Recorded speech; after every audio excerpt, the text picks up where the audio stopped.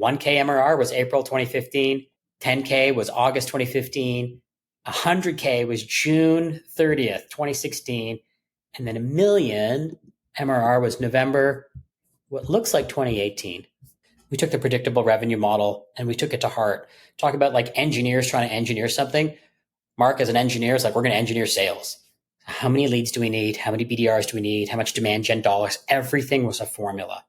So you pour money in at the top, work happens, leads come out, dials are made, meetings are booked, trials are done, wins are happening. Products aren't everything, right? It's people who build companies. Those people you're going to have to work with them for a really long time. You need to bring in the right people. They have to have the right values. That's a huge get. Like, you got the founder of a public company to join you as co-founder. Did you realize at the time just how big of a get that was? Yeah, no, I wasn't as worried that I would completely fail anymore. Welcome to the Product Market Fit Show, brought to you by Mistral, a seed stage firm based in Canada.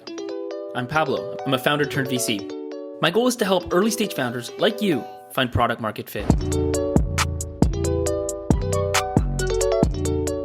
Well, Alex, welcome to the show. Thank you very much, Pablo. Thanks for having me. Tell me a bit about, the story of Auvik, like the origin story. How did things get started in the first place? And in your case, I'll mention, you wrote a book about this. So I'm sure you have a lot of stories that are maybe a bit more fresher in memory than a lot of founders that have to think back, a decade ago. As we age, we start to forget all the juicy details and the hardships that happen. Much like raising kids, you never remember the tough stuff. Starting Auvik didn't just happen overnight. Speaking of children, there was an inflection moment that caused the beginning of Auvik. And so I have to go back a little bit. I went to University of Waterloo, studied computer science, wasn't particularly a great student, but I really enjoyed work. And I joined a company called Sandvine in Waterloo. Had some really, really great people. Stayed there for give or take 9 years. How big was the company? When I joined, it was pre-revenue, 30 or so people. They had just come off the sale of a company called Pigstream to Cisco, which ended up, I think it was 320 million US. So pretty good deal back in the day. Cisco ended up shutting it down for some accounting glitch in 2000. Back in the 2000s. I don't remember all the details of that. It's before my time. But Sandvine got started and it was kind of interesting. I like networking. These guys, and I met them in person. I just thought, hey, these are much more interesting people than what you traditionally meet in the deep tech world. And so I was like, I want to work with these guys. So I joined as a co-op student and I jokingly said I never left. So I continued to work part-time during my co-op terms. I eventually started full-time, wrote code for a couple of years, and it was great. Loved the team, but didn't want to do that for the rest of my career. So fast forward a little bit, ended up in product management, built 2 very successful products, very proud of the accomplishments, obviously working very closely with the team and our customers to do that. And then one day it was just like, now what? The products are successful. What's the next thing? Well, the company wasn't really in the spot to do a next thing. And I started to get antsy. You can't see this in the podcast, but I was just twiddling my thumbs. And it was like visibly itchy. I thought, okay, well, the traditional path, I was almost 30, was, hey, let's just get a different job. Let's just try something new. I've been here pretty much my entire career. How long were you at Sandvine then, all in? 9 years. 9 years? 9 years. Wow. Awesome company. I mean, yeah, like tell me a bit about, because Sandvine is a pretty big deal, at least in Canada. Like how much did it grow from 30 employees to what? I don't remember at the end. It was like 500. We had offices all over the world. I spent a bunch of time in Israel, went out to India. During my SC days, I was all over the world. Like I was afforded opportunities that most aren't able to have. And so that was where the loyalty was built. I loved working with that team. I loved the opportunities they gave me. They obviously saw something and I worked really hard. And what was the ultimate, like, just I don't remember, what was the ultimate outcome for Sandvine? So Sandvine went public early on the AIM. I remember being a very young guy at the time. I was like, oh, cool. I work for a public company now. And eventually they brought it to the TSX, ups and downs on being a public company. You miss one quarter and they old yeller you and it's not fun. And I think that's what kind of drove some of the decision-making around product investment. It's hard to make a substantial J-curve and affect your rule of 40 when you're public. It's just a different beast. So I wasn't part of those discussions, so I don't want to comment too much. But it felt from my seat that taking a big swing and going from 0 to 1 again on a new product just wasn't in the cards. And in fact, we had pitched one and they respectfully said, hey, love this. We're just not in a position to make that type of an investment. I was like, hey, no problem. no problem whatsoever. And so, as I said, I started looking. And at the time, we were trying for a baby. My wife was pregnant. And we got a job offer to move down to the valley. She's a lawyer. And she's like, well, I can't really work down there, especially with a baby. So if we do this, then I got to get recertified. She's a patent attorney, so she has to go take some more courses. And it was a big deal. But she's like, oh, well, we'll do it. We'll do it. But don't think you can ever start a business. I was like, what do you mean? She's like, well, like I'll be taking a couple of year hiatus in my career, which is fine. But then for you to then go off and start something from zero, it just doesn't like the timing. We're going to run out of time. I was like, yeah, what if we just do it now? And I probably had a drink or two. And we're like, screw it. Let's just do it. And she's like, well, you got 6 months. You got to have an income in 6 months. We have a baby on the way. It's literally a ticking time bomb. And so I made the jump. I parted ways with Sandvine very amicably. With no idea? Or did you know no at that idea. point, like you had a bunch of ideas? That's not to say I had an idea. I had areas of interest, obviously. I had relationships with a number of different these customers we were working with in carrier space. So it's like, well, I had some ideas kind of like tinking around in my head, but nothing real yet. So I made the jump and it was like, okay, now what? And I reached out to Mark Morin. He was the founder of Pickstream and of Sandvine. Got to know the guy over many years. Awesome guy, mentor, helped coach me along the way. And I said, hey, well, I've made the leap and would love to hit you up for some advice because I pretty much don't know what I'm doing at this point. He's like, yeah, sure, whatever. Let's just go grab a drink. By the way, I have to ask, what was your thinking for just taking that leap versus staying there? Like, was the sense of urgency so high that you're like, unless I do this, I'm just not going to put enough time into it? I think it would be regret if I didn't take the chance. You can always get a job. So that was the calculus. My wife is very rational. She's like, so if you do this and it fails, what's the opportunity cost? But you hadn't worked for 6 months. Whoop-de-doo. Obviously, you have great relationships. You can leverage that. For me, it was risky, but it wasn't the end of the world. The worst case scenario really wasn't that bad. When you think it out in rational terms, that's often the case. The worst case scenario just isn't really that bad. And so that's freeing. And it was nice to have a little bit of pressure, have a deadline, because you meet some of these companies and incubators like, we've been at it for 10 years and we're ramen profitable. I'm like, oh boy. So I didn't really want to go down that path. Anyway, so I'd reached out to Mark. He was starting to get a little antsy. He is a serial entrepreneur. A retirement wasn't really scratching the itch if I were to put words in his mouth. But we started talking. I said, hey, I've got these couple ideas I'd like to explore. And he goes, okay, want to do it together? And it was pretty much a handshake. Why not partner with somebody who has done this before? I've got the energy. I've got the drive. I really want to make this go. And having someone who can help steer me in the right direction, leverage their relationships, especially in raising capital and run the business, something I'd never done before. That we'll figure. Like largely, that's a huge get. Like you got the founder of a public company to join you as co-founder. Did you realize at the time just how big of a get that was? Yeah, no, I wasn't as worried that I would completely fail anymore. Probability of failing, we went from 100% to 99 at that point. And what about him? Like what drew him? Because given what he'd done at that point, there's a lot of people that would line up to partner with him. There's a lot of things that he could work on. Why do you think he chose to partner with you and so quickly? It wasn't. It sounds quicker than it really was. We had been talking for a while. We're probably, we're chatting. We had a shared hobby, and we were probably chatting every couple of weeks and just kind of, shooting the shit, so to speak. We had talked a lot at Sandvine. Consider him, and still do, a mentor. So definitely there was a relationship there. Why me? Why not somebody else? He had explored other product opportunities, but not all of them always work out. And so he'd work with some other people. And from my understanding, those projects just didn't go anywhere. And so timing was right. There was a window of availability on both sides. And so what happens from there? You guys decide to partner up, but still unclear partner up. Oh yeah, totally unclear. Basically, it was a handshake. It's what do we do? Do we work from home? He's like, no, that's stupid. Let me call up a buddy. Let's get some shared space. Let me see if we can rent a desk or two. Better to have there that we can talk in person. I was like, okay, that sounds like a good idea. And so there was a number of ideas, as I said, that I had come with. Mark's a very methodical guy. Very take frameworks, apply them, structured thinking. Don't follow your emotions. Be really rational. Really smart guy. Definitely the ability to see waves. and capitalize on those waves. A couple of things that we also recognized was from the Sandvine thing is having a customer that spends $100 million with you. I may be rounding up a little bit in the story, but it kind of sucks. It's great. It's great for the business, but it's actually really distracting in the sense that they control your roadmap, very high stress, super long sales cycles. You basically have to accommodate their every need. It's not great at all times. The other thing that we were very conscious about was be born in the cloud this time. Why? Selfish reasons.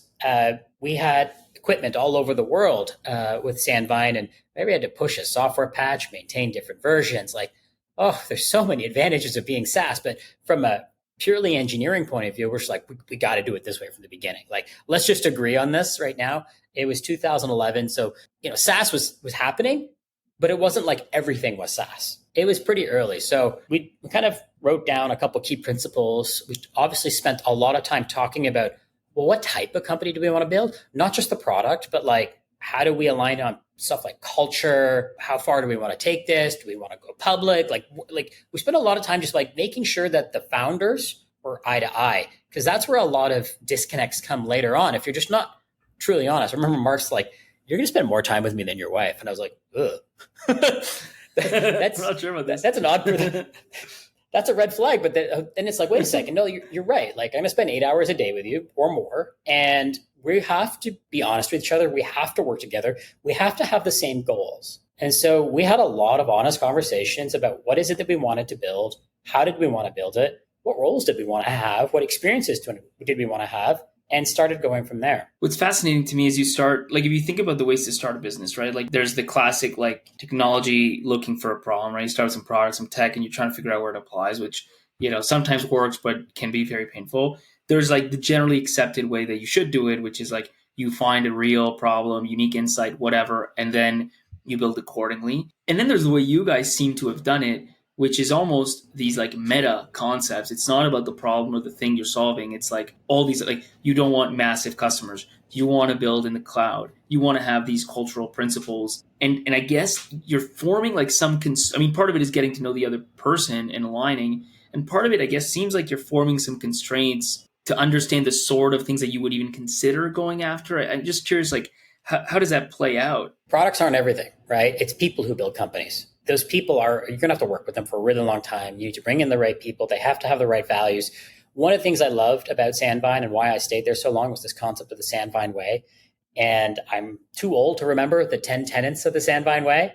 They were relentless at enforcing that. It was really, really powerful as a young and impressionable new grad. Like, that whole cultural concept was so strong and so powerful. I'd worked at a big mega corporation, and it was just like a cold, nameless job. And it's just like, ugh. When I worked at Sandvine, it was like, wow, this is great. And it's like, how do we take that experience and make it better? And so we formed the Auvik way, and I'll get back to that a little bit later. But what is it that we wanted to do? I mentioned that Mark was really good at finding waves. So we looked at what are some of the emerging trends. So SaaS obviously was one of them. Machine-to-machine communication was quite popular at the time, definitely innovative ideas around that. And so we looked at these waves, we went through a bunch of them, and eventually just started killing them because they weren't big enough, they were too small, they were not our area of expertise, not a type of customer we understand. And I remember one day we were in a meeting room, we're like, I don't think this is working. We're like, no, we're not really getting anywhere with this concept that we are exploring. It was a networking concept, but we weren't really getting anywhere. It was going to be too capital intensive, and it didn't make sense.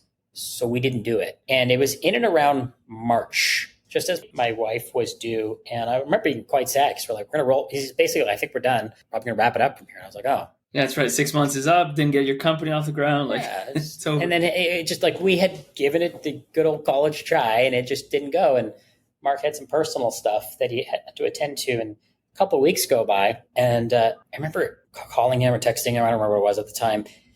And he's like, I don't necessarily want to give up. I was like, yeah, good. Because here's what I found. There's this open flow thing. There's this software-defined networking. He's like, oh, yeah, I know about that. I looked at that previously. It's quite interesting. I was like, yeah, no, I think there's really something here because it's very analogous to what we did at Sandvine. And he's like, go on. And so we started talking about the concepts and what we could do. And he's, but your daughter was just born. I was like, yeah, I definitely have a constraint here. He's like, he leaned over. He's like, what do you need? I was like, what do you mean? He's like, well, like not what you want. Like, what do you need to keep going on this adventure? I was like, well, I got to pay groceries and pay my mortgage. He's like, I'll cover that. And I look back at one of those defining moments in my career. It wasn't a ton of money. And I think about like, having been moderately successful with Auvik, I would do the same thing for someone I believed in. But for me, that was just like this big, whoa moment. And I'm truly, truly, truly grateful for that. It's a huge, huge unlock. Yeah, it's a huge, I mean, it might be small dollars. It changes the stress level, allows you to focus. It's not like we're going to do it forever again, but we're like, let's put some parameters around. Let's see if we can make a go of this. And so in and around that time, we said, well, we need to network. We need to bring in more people. Like as a founding team. What was, maybe just before that, like what was the idea at that point? You like software-defined networking. I mean, tell us a bit more just about. So software-defined networking as a concept was decoupling the control plane, the software, from the hardware, much like a CPU, a GPU. Don't couple them together, decouple them. And in the networking world, all your switches, they don't talk to each other. They have to be manually configured. It's a real pain in the butt. And we had so much experience with this at Sandvine. I remember sitting in, telecom labs where it's like 7 degrees, screaming fans, and configuring these networking equipment. And so I was like, I know the pain of this. I consider myself a smart guy, but like this is like a black magic to get network configuration right. We'd all felt the pains of it. We felt there was an opportunity to simplify networking, to decouple the control plane from the software plane, and just there was something there. Like telcos would be the customers, or who? Telcos, enterprise, but then we were like, we don't want to sell to those. And then it became a very intellectual exercise. And I was like, again, so we did a lot of talking in the early days. We didn't write a single line of code until we were committed. And this was, by the way, like intellectual, like you guys in a room thinking, or also talking to others, talking to others, trying to get meetings, doing a lot of reading, went to a couple conferences, but there was a lot of brainstorming. Honestly, there's a lot of throw shit on the wall and see what sticks, and challenging each other. And you didn't want to sell to telcos or enterprises because of what you said earlier. Like you just didn't want to have these huge big deal size, customers. Long sales cycles, field salespeople, quite expensive.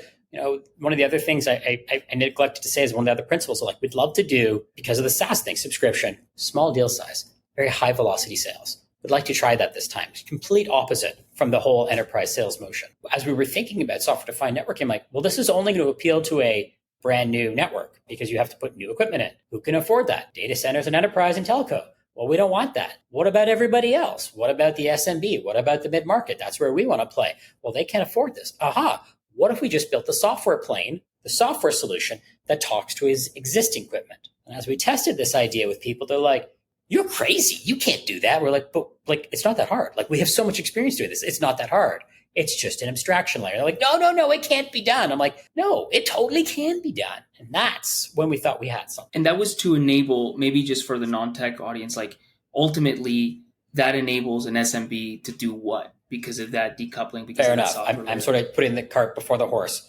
Managing a network. I have a cartoon, and maybe I'll share it. I built this cartoon for our pitch deck. I went on Fiverr or one of those equivalent websites back in the day, and I said it was, how do you configure? Remember back in the day we had VoIP phones in our office. To get that VoIP phone to work, B, to work well, to have the good quality experience. You didn't get drop calls or garbled calls during someone downloading.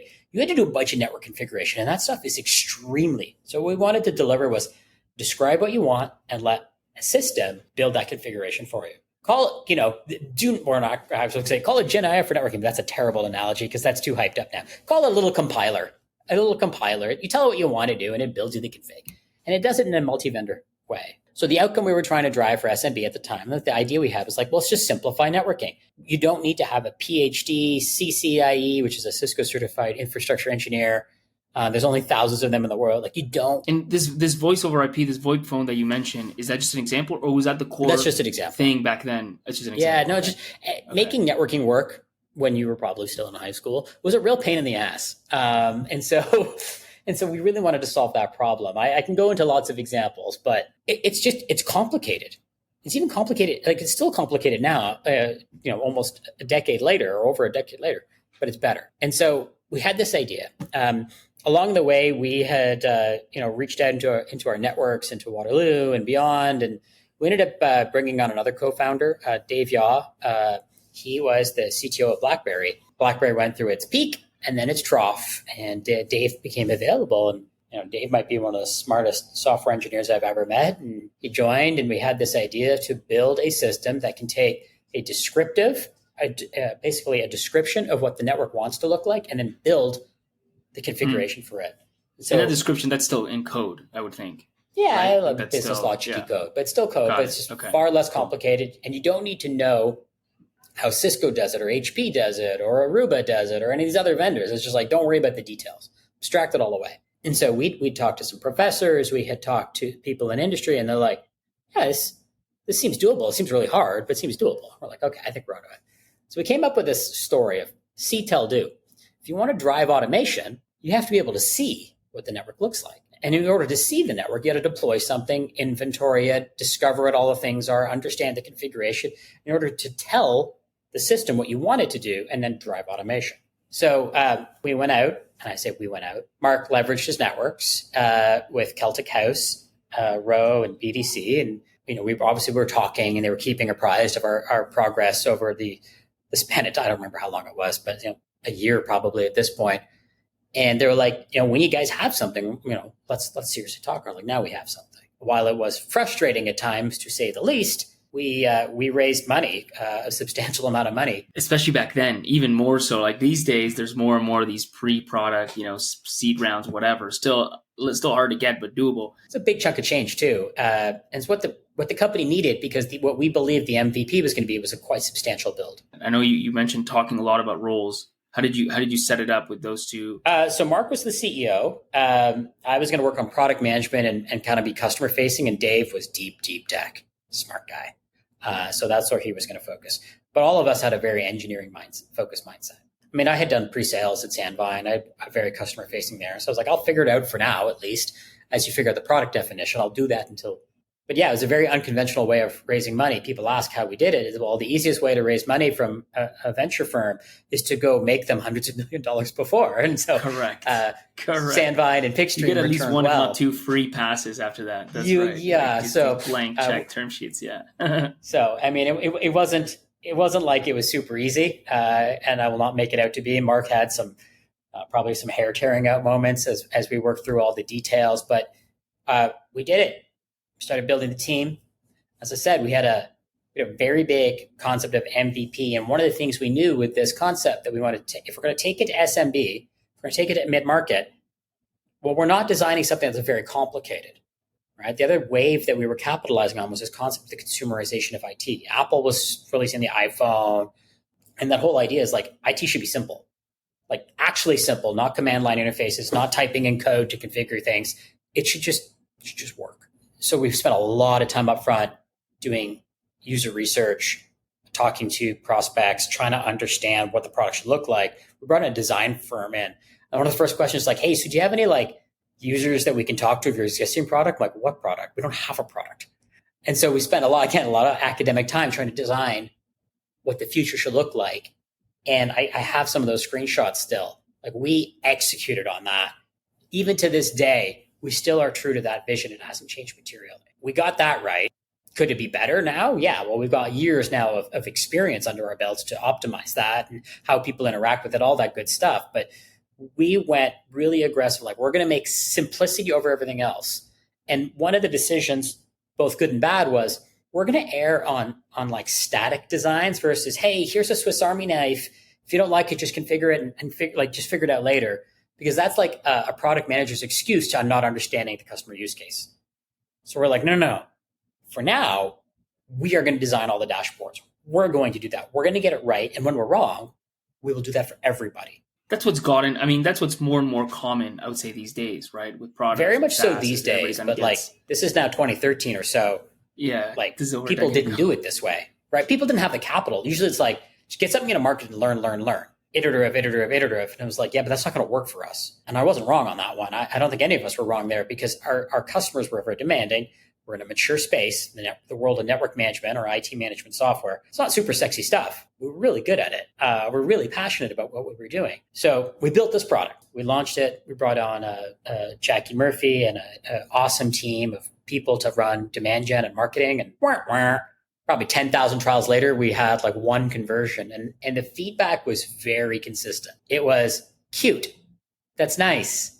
oh, I can't afford this. And some of the stories were just brutal. Like there was a whole bunch of like, oh, you don't have this feature. I need this feature in order to displace this product. We're like, okay, fine. Well, if it makes sense and it's a common pattern, we'll chase features to win our first couple of deals. And there were some themes, obviously. Oh, we needed this capability and that capability. So we did them all. And we still weren't converting. We're throwing money at demand gen. We were getting more trials. There was a drop off. How do you get, like, let me just ask that. I mean, that question's top of mind for me is like, how do you get to thousands of trials with only one or two kind of converting? Like, wouldn't you have stopped at 100 trials or something like that? Nope. A lot. How do I put it? IT people can be, they like to try new things. So you put an ad out there on Google AdWords, and they click it. You got crazy. A couple people sign up, and there's a funnel there to actually downloading it and trying it out and getting through the onboarding. So we spent a lot of time trying to refine that onboarding experience. But ultimately, what we were learning was we weren't ready for the SMB market. And there was one story that just it was gut wrenching. We had an IT manager at a small law firm, probably 20 partners. I don't remember the details. Talking with this guy, he's like, I love this. You know what's great about this? Is that when there's a network issue, I can be at home and I can log into Auvik's cloud platform and I can manage my network. That saves me a trip to the office. How much is it? We're like, $200 a month. He's like, that's it? Okay, I'm going to go to the partners and ask for this. This is brutal. Partners were like, no, we're not spending $200 a month. That's what we have you for. And that was a big, oh no moment, because what we realized is SMB had no business doing their own IT. They were cheap. They were hiring people. They were undervaluing the concepts of IT, the risk associated with IT, and just doing a bad job. So we were pretty down, but literally at the same moment, these MSPs. We're like, what's an MSP? We joked in retrospect now, we couldn't even spell MSP. And so an MSP is a managed service provider. So it is an outsourced IT organization that provides services to one or more companies. And we're like, oh, wait a second. So how nascent was that? Because today MSPs has become huge.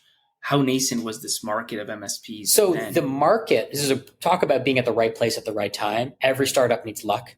We were at the right place at the right time. The MSP market was really the evolution of the IT reseller market. So IT resellers would sell you hardware, then they'd sell you services. But as hardware margins eroded, so did their ability to make money. So they sell more services, but selling more services kind of made the customer go against the reseller. They didn't have the same alignment. And so this concept of managed services came up as no. We're going to align on the same outcome. Get my IT to work and we'll pay you a fixed fee. If you can do that, basically it's 100% gross margin. If you can't, that's a you problem. And so this whole concept of managed services was evolving in and around the same time we were coming to market. So perfect timing. Second big timing moment was there was this concept of a tool called a RMM, a remote monitoring and management platform. So these are tools that were often self-hosted tools, so they weren't quite cloud yet, that you could put on a bunch of computers on your Windows desktops in various organizations so that you could centrally manage it. So perfect product for the MSP world, perfect product to help enable them to deliver their IT services. Is this so somebody remotely could access your computer and move your mouse? And troubleshoot it and patch it. No, the RMM tool was there to help enable MSPs. And a lot of those vendors were the catalysts to that evolution from these resellers into this managed services model. So they were there advocating for this new world. They were focused on the Windows machines. And honestly, that's where the bulk of the work was. And so when we came to market, they're like, well, we're not switching our RMM for you guys. It's really cool that you can give us visibility into the networks. It's amazing, but you're not an RMM. And we're like, no, we're not. We're network management. We're like, well, we don't believe that it works. We're like, well, can you try it? No, we've never seen anything this works. SNMP, which is a technology that a lot of this equipment used to talk, so complicated. I don't want to set it up. I'm like, no, but we've done all that. You don't have to lift a finger. I don't believe you. And I remember getting to actually heated arguments with customers or prospects at the time. But hey, it works. These are MSPs. These are MSP prospects. Yeah, because they were just so used to such labor-intensive tools, more the Swiss Army knife, the toolbox approach versus an out-of-box experience. They called bullshit on us. I'm like, no, just try it. And then it worked so well that I coined this phrase, I guarantee you'll learn something new about your network. And every time people deployed, I'd show them something, or our sales reps would show them something like, hey, did you know this? They're like, no, I didn't know this. So we got our, so let's just recap the timeline. 2011, late 2011, we founded the company, got going. 2013, we raised capital. So we now have a strong thesis of what we're going to go execute on. We didn't get our first customer until early 2015. So a long time. Burning money. Okay. Yeah, a couple of years, burning money along the way. And there's some tough conversations in our... How many did you guys get the team to? Like, what kind of burn were you doing at that time? I think we were 30 people. Just rough math. Yeah, you're probably... I mean, that $6 million is like 2.5 years of runway. Like, is that more or less accurate? Something like that, right? Yes. Like by the time you get your first customer, you're on the looking at the abyss 6-12 months. We're on the ropes, and we get our first customer, and it's like $200, and you start to get a couple more. It took us from April 2015 to August 2015 to go from 1 to 10K. It was brutal because it was like $100, $200 deals a month. So, we now had a lot of customers, and that part of the business was growing, but like it wasn't generating enough cash to run the business. So, and the value to these customers was fundamentally like, hey, MSP, you've got a bunch of customers. You need to make sure that everything around networking works properly, and this product lets you have the visibility that you need to do that, and it's really easy to use. Big thing is they actually had no idea what the network looked like. They had no idea. Because just imagine you're a service provider, you walk into someone's organization, you walk into the local law firm, you're like, hey, we want to manage your IT. Great. You ask them what infrastructure they have, and they're like, I don't know. That's why we're hiring you. That's right. So they would use Auvik to actually discover the infrastructure because we'd focused so much energy on that out-of-box experience. They used the tool to do that initial discovery, that inventory, understand what was there, discover things that they didn't even know. Like, man, there were some awesome stories of people poking ceiling tiles and finding switches hidden in the ceiling tiles so they could make a long run. But the customer would never even know that was there because you couldn't see it. And the downside to not knowing is if there's a problem, diagnosing it just gets much harder. You can't manage what you can't see. And so this whole concept of see, tell, do was starting to resonate. We had repeatability. We had demand gen messaging about network mapping and discovery that was starting to really, really resonate. Our conversion went from 0 to not 0 in our demand gen motion. We started building out BDR. So now we're at 10K a month. We needed more money. We felt like we had something. This whole, I wouldn't call it a pivot, but a refocus from selling to internal IT teams to managed service teams was good. It was working. It was repeatable. It just wasn't scaling very fast. And so largely, we doubled down. And this is Mark's story to tell. But I remember he was in a meeting with our investors, and he goes, this is where you test your mettle. This is the fun part. And the investors are like, oh, my God, no, this is not the fun part. This is not what I'm made for, man. Mark's an entrepreneur's entrepreneur.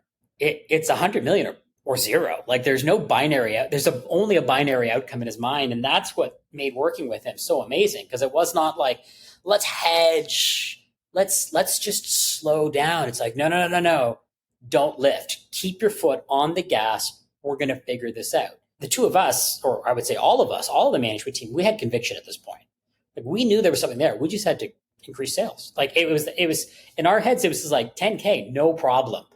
This is repeatable now. There's a huge enough market. There's enough tailwinds here. We're going to figure it out. The metrics weren't very good. So, we did the classic friends and family, raise a little bit more money, stretch it out just a little bit further. And we got to 100K about a year later, a month. Okay. How much more money did you bridge there? Don't remember, probably shouldn't say because I'll get it wrong, but it was enough to just stretch it out. During those times, we were going to every conference we could afford. We were doing the classic thing of like, what's the cheapest flight? Can we share rooms? Don't stay at the conference, stay somewhere else. But we would go into these conferences, and again, we'd have the booth up. We'd have like the screen with the network map, and people say like, well, how long does it take to deploy? I'm like, I don't know, like 5 to 10 minutes. They're like, nope, don't believe you. I'm like, no, but true. It was such a leap for people to believe that this actually worked. Did you test strategies or find ways to get people to believe faster? Yes. So, and that was where the phrase, I guarantee you'll find something new, this is worth your time. People thought it was a replacement for their existing tool. So we had to really refine the messaging. We complement your existing tool where the RMM is really good at your Windows and desktops. We only focus on the network. And so being a little bit more binary to say we're friend, not foe, it's incremental dollars. You're not switching because the cost of switching would be out of this world. So we didn't even build those capabilities to go manage the Windows devices. And so we spent a lot of time working on messaging. And at the time, I was running sales as well as product management. It was a really weird role, but was really great about that idea of being on the phones, closing deals. When someone brings you a problem, you're not listening to a recording later or listening. That's right. The feedback loop is super quick. The feedback loop is instantaneous. I would say, okay, great. And then I'd go to our sales guy. His name was Rob at the time. And hey, test this messaging now. Talk about this feature instead. Talk about it this way. And then he would pound the phones and do his thing. And now it was a force multiplying effect. So it was like, at one point, there was like 4 or 5 of us squeezed to one meeting room in one of our offices. We were in an old BlackBerry building. 5 people. It was like a sweatshop, just pounding the phone, Zoom meeting, or not Zoom meetings back in the day, but like whatever the screen sharing tool we had at the time, just closing deals. And $2K a month deal was just like, oh my God, this is unreal. And you think about that in the SaaS world, it's like, it's only 24K ARR. Like, whoop-de-doo, not that big a deal. But for us, that was a needle mover. We started to get more and more of tose. And you went pretty quick. I mean, I'm thinking about like from, 1K to 10K in 3 months, fine. But then from 10 to 100 in a year, it's almost like zero to $1 million in a year-ish, which is kind of that top decile, right? Except for the first 3 years. Yeah. Just don't count those. And so that was that was the thing, right? Like investor patience was waning thin because early 2013, we have our money, we're building, we're doing demos, free trials. Like we just want to get some users to try and get some feedback. Like that from launch to first deal was way too long. I think that's something that when you look back, like would we have done things differently? Yeah, you needed to learn. And that's how long it took. And in a space where we were competing against some pretty mature vendors in the IT space, at least, it was tough slog. It was a lot of features. At least in the MSP space, there was really nothing to compete against. And so that gave us the freedom almost to be able to put something out there and say, hey, this is good. It's way better than what you have. I know it doesn't have everything. You got to buy in. You don't have a solution to this problem. We'll give you the solution. Here's the roadmap. We're going to execute on it, as opposed to trying to rip out someone's existing tool. That's always just so much. By the way, I don't know whether this is a stupid question or maybe you got this question back then, but like, did you worry you'd run out of MSPs? Like, what was the market size of MSPs like back then when you were just starting? Yeah, everyone uses the number 30,000 MSPs, or they used 100,000 MSPs. We don't know where those numbers come from. You ask people in the industry today, I don't really know if there is an actual number. There was enough. We had done enough research. That research was validated by other third parties. We had talked to other companies in the space. It was a big enough market. There was a notable transaction where SolarWinds acquired Enable, a Canadian company actually. Enable was out of Ottawa, and SolarWinds in Texas. They acquired it. And that was a bit of a, interesting moment. There was another big acquisition in and around the same time as us like really going after. Somewhere in the 2015 to 2016 range, I feel, but I have to check the dates. A company called GFI was acquired or went public, and they split off TeamViewer, which is wildly successful. There was a lot of activity in that space now. So we saw momentum. We had created partnerships with a company called ConnectWise, which built the ticketing system and the desktop, Windows desktop management. So we were able to create a relationship with them to co-sell. And that was a big moment too, to accelerate this, because now we were anointed. Hey, this is a friendly product. They're not trying to go after you. They're going to try and sell with you. So we went to all their events, and they were really, really helpful. And do you remember what the ramp looked like after that? Like you go from 10 to 100 in a year. Do you remember what it took to get to like, $1 million a month or whatever? Yes, because we have this tradition as part of our Auvik way. We have this tradition. We celebrate orders of magnitude, 1, 10, 100, 1,000 of some event. And for MRR, we celebrated 1K of April in 2015. We share a glass, a little toast of baby duck, which is sparkling average. It is not the best sparkling wine. No one really knows the origin story of the baby duck, but the way I remember it, it was in our fridge at our office. Don't know how it got there. And when we had our first win, we opened it up, and that became our tradition. So that's great. So yeah, I have in my office at home, I have the baby duck bottles for the MRR milestones. And so yeah, 1K MRR was April 2015. 10K was August 2015. 100K was June 30th, 2016. And then 1 million MRR was November, what looks like 2018. That was pretty fast. And I would say we took the, what's the Salesforce book? Predictable revenue. We took the predictable revenue model and we took it to heart. Talk about like engineers trying to engineer something. Mark, as an engineer, is like, we're going to engineer sales. How many leads do we need? How many BDRs do we need? How much demand gen dollars? Everything was a formula. So you pour money in at the top, work happens, leads come out, dials are made, meetings are booked, trials are done, wins are happening, and then the organic growth of the MSP space. So, and I have to ask, did you hit the next order of magnitude, the 10 a month? Or are you still working on it? Not yet. Still working on that one. Coming soon. Still working on that Coming soon. Love it. We'll stop it there. That was a fantastic story. I was talking, I think it's Alan from Clipfolio that said, like, product market fit. Like, there's a product and there's the market. In your case, you said it wasn't really a pivot, and I would agree.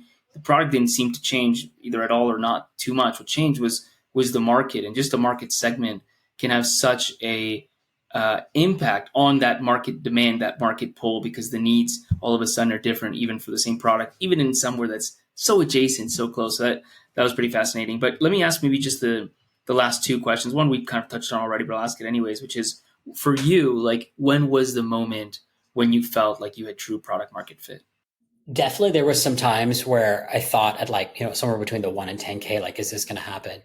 But there was a moment in the Orlando airport security line, just as we wrapped up the first, I think it was the first ConnectWise trade show.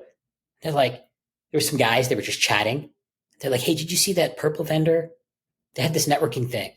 Like, that was by far the coolest thing I have seen at the show. And we were like, hey, that's us. We were standing right behind them. And I was like, that was unsolicited feedback. One of the things I'm quite good at is spotting a pattern with 1 or 2 data points and being able to project to the future. And I was like, yeah, we're going for it. We were on a high. And then that just started to repeat and repeat and repeat at every trade show we went to. So I remember that security line story quite well. I mean, I just love that moment of when you have what is always like an idea in your mind of the sort of product you're going to build, the value you're going to deliver, and then to see the reaction of either customers or prospects who are like in full agreement. And it's kind of when that idea becomes reality. And I could see that moment just being very impactful and obviously kind of ingrained in your memory. And so then the last question is, if you could go back and maybe even now, like, I know you work with a lot of founders, like, what do you find is like the most common piece of advice you tend to give out? Be bold. Like we talked about, my jump to do this was, what's the worst thing that can happen? Give up, get a job. Like, you're highly employable. And in fact, even failing, it's actually a good thing in the sense that you have learned so much and know when to pull the plug, know when to move on. Like, that shows such strength of character. So, I talk to people, it's like, be bold, put enough resources on it, make it a real good, make a go of it. And so if you're going to pursue something, pursue it. Know when to kill the idea. Like, we killed selling into the IT market. Don't spend your years trying to tinker. Like, just go as fast as you can, as reasonably possible. I'm not saying blitz scale, but be bold. Would you tie that to focus? Because I often find one way of not being bold, or one way of hedging, is this kind of not unfocused. Nobody thinks they're unfocused. Everybody feels they're focused, but it's like you do a bunch of things in case these other things don't work. No. Like, is that do one thing, do it well, then move on. Like, be single threaded. Do one thing really, really well. Then you can add a second thing. It's like, as a company, we've matured. We sell now 3 products. Like, that's different. We're at a different scale of our business. In those days, it was one thing, take it or leave it. So I know you work with a lot of founders now. Like, what are some of the most common pieces of advice you tend to be giving out these days? So other than being bold, I would say discipline is really, really important. At the beginning of this podcast, we talked about, I had a child. I then subsequently had a second and a third child. And one of the promises I made to myself was, I'm going to be there. So there was like not a day that I didn't leave the office at 5 p.m. This is when we still worked in an office. I was home every day, no matter what, unless I was on the road for a trade show. But even then, I would take the worst flights to get in and out. I wanted to be there. I wanted to be present. And so doesn't mean you can't work really hard. Doesn't mean you can't jump back on the computer at 9 or 10 and burn it till 2 in the morning if you have to. But being present and creating that discipline, success isn't that important like your family is. So I think that's a huge piece of advice. And that discipline actually allows you to learn how to delegate and learn how to let go of things and prioritize, because there's only a finite number of hours in the day that you can focus on your job. You have other things to do in your life that are more important. Well, there's that classic quote that comes to mind, like constraints set you free. And it's almost the theme of this episode, because like we mentioned it even early, when you're thinking about the solutions you want to start, you start with these constraints. And I would argue they helped you craft what you ultimately crafted. And this is an example of the same thing, which is when you say, I'm going to work these hours, and there's exceptions to everything, right? But like, I'm mainly really going to only work these hours. It forces you to think much harder about the sorts of activities you're engaging in, because you don't have all of the time in the world. Same with the 6 months you gave yourself to launch the business. That was another huge constraint, and it adds momentum, it adds urgency. And like you said, it adds discipline to it all. If you listen to this episode and the show and you like it, I have a huge favor to ask for you. Well, it's actually a really small favor, but it has huge impact. But whichever app you're listening to this episode on, take it out, go to Product Market Fit Show, and leave a review, please. It's going to help. It's not just going to help me, to be clear. It's going to help other founders discover this show, because the algorithms, whether it's Spotify, whether it's Apple, whether it's any other podcast player, one of the big things they look at is frequency of reviews. It's quantity of reviews. And the reality is, if all of you listening right now left reviews, we would have thousands of reviews. So please take literally a minute, even if you're just writing like, great podcast, or I love this podcast, whatever it is, just write a few words. Obviously, the longer the better, the more detailed the better, but write anything, leave 5 stars, and you will be helping me, but most importantly, many other founders just like you discover the show. Thank you.